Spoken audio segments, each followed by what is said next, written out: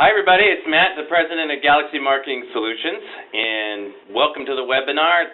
We've been doing a whole series of webinars on the subject of direct mail, and it's actually been pretty interesting because as I sat down to put these together, I realized just how many parts there are to a successful direct marketing campaign, postcard campaign. And each one of them really merits its own discussion, and there's definitely like right ways and wrong ways to go about each step, from the design to the surveys to what you're going to say, what you're going to offer. There's definitely right ways and wrong ways to go about it. So my intention is to show you the ways that we have found through raw experience and also some good training about how to do it right.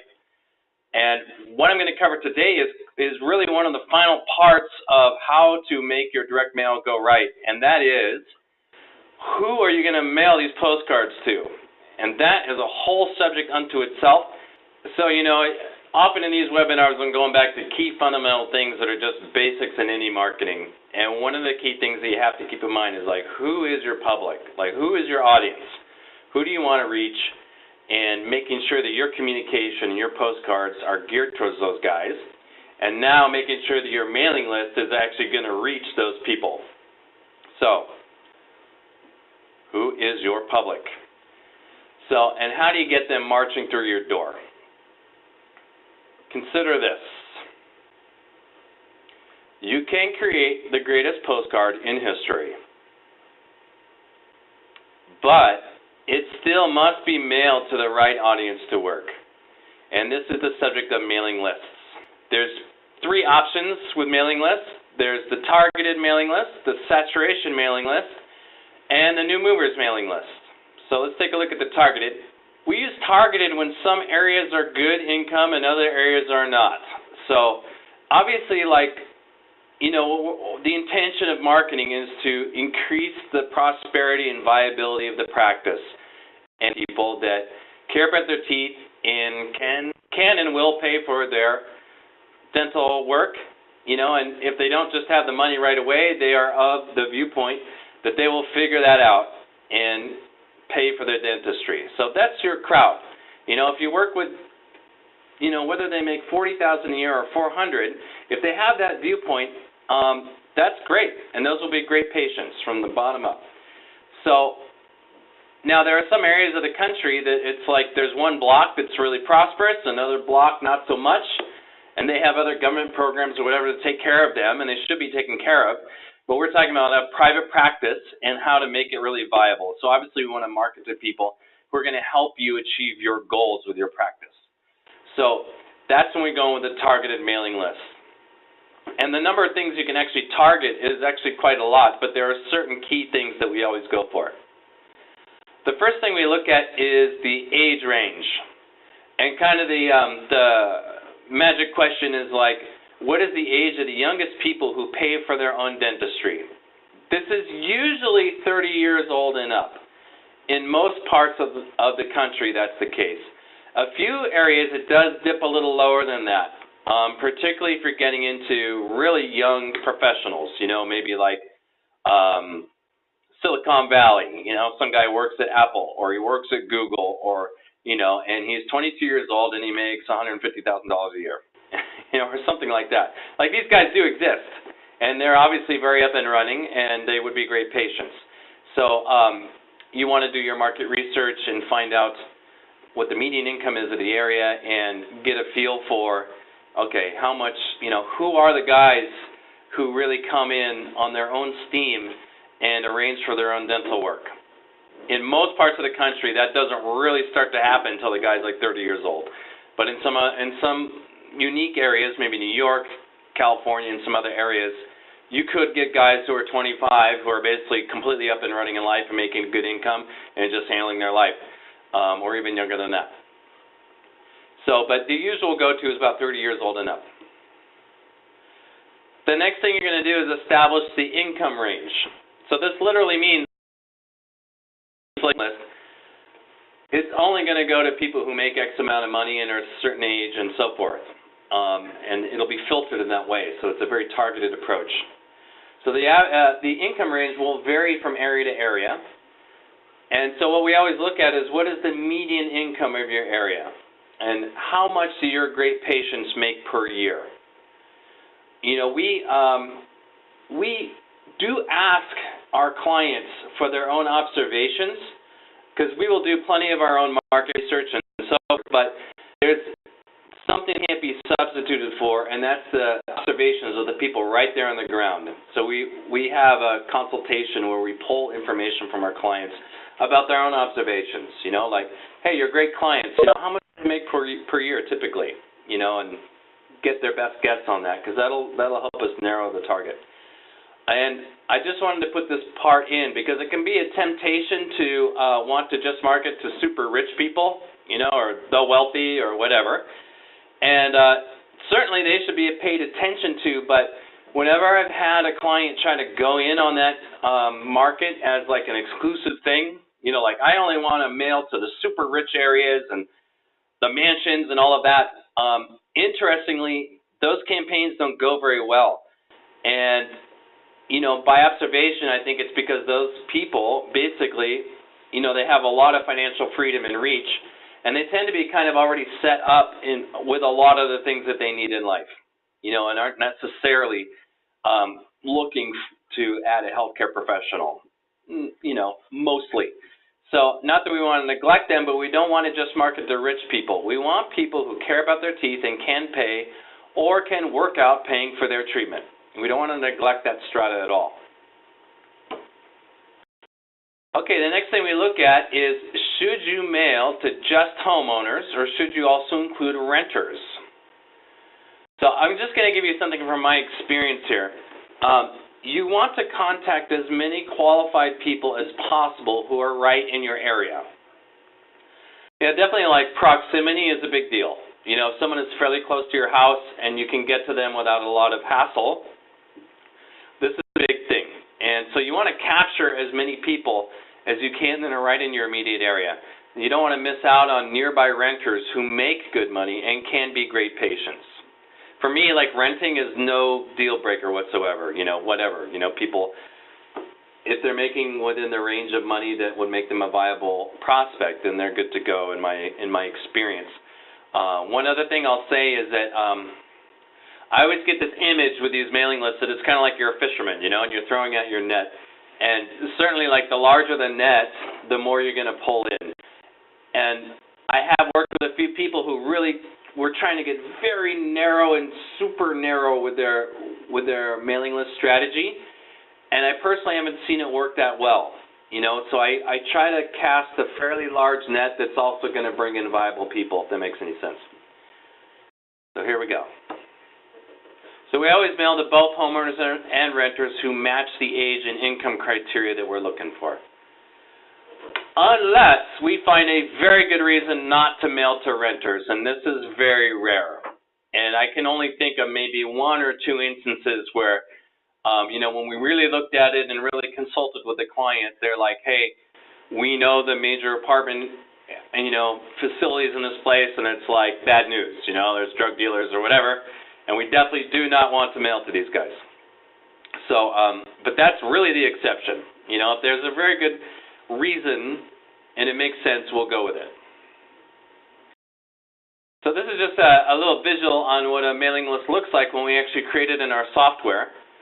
The most basic mailing area is a circle with the office in the middle.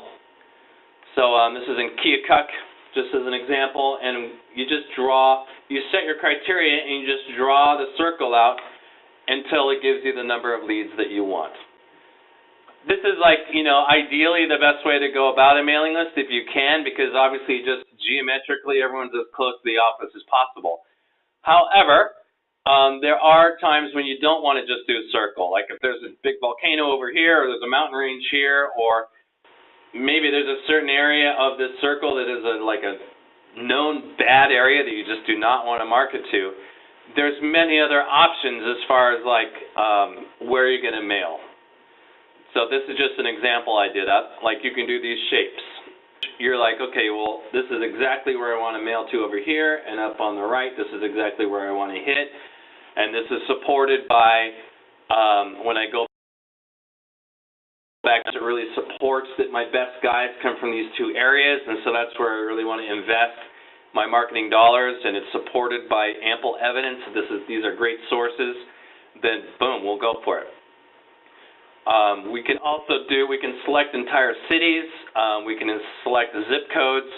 There's a lot of leeway and a lot of different options that go beyond just that circle. So the next one is called a saturation mailing list, and it's a lot like what it sounds like. You really saturate the area, and in this case, you're not having any kind of income criteria.